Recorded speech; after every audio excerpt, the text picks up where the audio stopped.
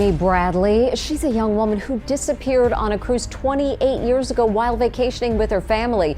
Did she fall overboard in a tragic accident? Was she kidnapped and sold to a human trafficking ring?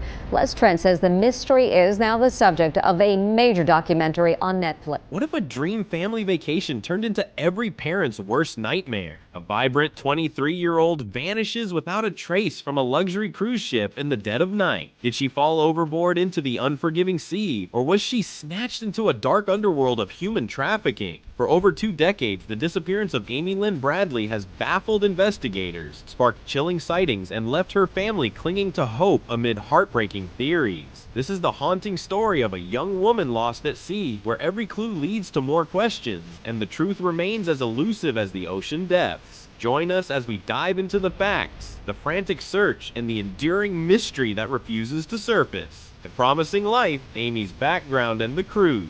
Lynn Bradley was a spirited 23-year-old from Chesterfield County, Virginia, full of promise and passion. Born on May 12, 1974, she grew up in Petersburg with her parents, Ron and Iva Bradley, and younger brother Brad. Amy excelled at Longwood University, where she graduated with a degree in physical education on a basketball scholarship. Known for her athletic prowess, she was a natural leader on and off the court, a strong swimmer, and had even worked as a lifeguard, skills that would later fuel speculation about her fate. Outgoing, kind-hearted, and adventurous, Amy came out as a lesbian during college, navigating family dynamics that weren't always easy, but ultimately remaining close-knit with her loved ones. She worked at Ruth's Chris Steak House while preparing to start a new position at a computer consulting firm, her future bright and bustling with possibility. In March 1998, Ron won an all-expenses-paid Caribbean cruise from his employer, a celebratory getaway for the Bradley family aboard the Royal Caribbean international ship Rhapsody of the Seas. At first, Amy was hesitant to go, uneasy about heights and wary of the vast ocean, but excitement eventually won out, especially with Brad home from college and eager to join. On March 21st, the family boarded in San Juan, Puerto Rico, bound for Aruba and Curacao. The first days unfolded like a dream, sun-soaked decks, island explorations, and treasured family bonding. Amy, easily recognizable by her distinctive tattoos, a Tasmanian devil spinning a basketball on her shoulder, a sun on her lower back, a Chinese symbol on her right ankle, and a gecko lizard on her navel, along with a navel ring, fully embraced the adventure. Little did they know, the trip that began as paradise would soon unravel into a haunting mystery that endures to this day. The fateful night.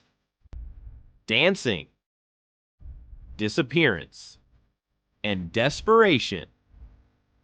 The evening of March 23rd unfolded like any cruise highlight. After docking in Aruba, the Bradley family enjoyed dinner together before Amy and Brad headed to the ship's nightclub just after midnight. Inside, the atmosphere was lively, with music and dancing. Amy, full of energy, drew attention on the dance floor as she danced with band member Alistair Douglas, known by his nickname Yellow. Brad eventually retired to their shared cabin around 3:35 a.m., with Amy following about 5 minutes later. Tired but restless, she chose to sleep on the balcony lounge chair, savoring the sea breeze. Ron checked on her between 5:30 and 6 a.m., noticing she was still there, cigarettes and lighter at her side. Yet when he awoke again only a short while later, Amy was gone, her shoes neatly under the table, no trace of a struggle. Panic set in quickly. The family alerted crew members, but the initial search efforts were disorganized and slow to mobilize. Crucially, the ship docked in Curacao without initiating a full lockdown, allowing passengers to freely disembark before anyone could confirm what had happened. Desperate, Ron and Iva searched every deck, while Brad joined in the frantic efforts. Authorities suggested Amy might have fallen overboard, but doubts mounted. No splash was reported, and given her strength as a swimmer, the theory seemed unconvincing.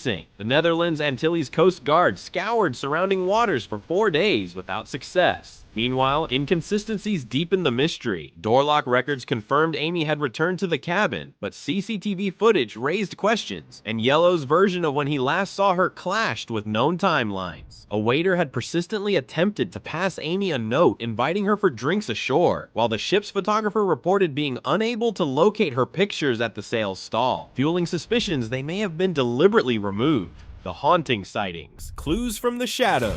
In the months and years following, eerie sightings kept hope flickering. In August 1998, Canadian tourists spotted a woman matching Amy's description on a Curacao beach. Tattoos identical, flanked by two men who whisked her away when approached. The witness, certain of the match, reported it after seeing missing posters. More chilling, in January 1999, a U.S. Navy member claimed a woman in a Curacao brothel approached him, whispering she was Amy Bradley and begging for help before handlers intervened. He reported it post-discharge, but the brothel had burned down by then. The most disturbing came in 2005. An explicit photo on an adult website depicted a woman resembling Amy, named Jazz, in a vulnerable pose. Sent anonymously to her family, FBI analysis deemed it a strong match, with experts noting facial similarities. Other leads included a 2004 Barbados sighting by a woman hearing Amy from Virginia in a restroom, only for her to be dragged away by men. A jawbone washing ashore in Aruba in 2010 was tested but ruled out as Amy's, though no further DNA checks were pursued despite Caucasian traits. These breadcrumbs pointed to a grim theory: abduction into sex trafficking, a rampant issue in the Caribbean at the time.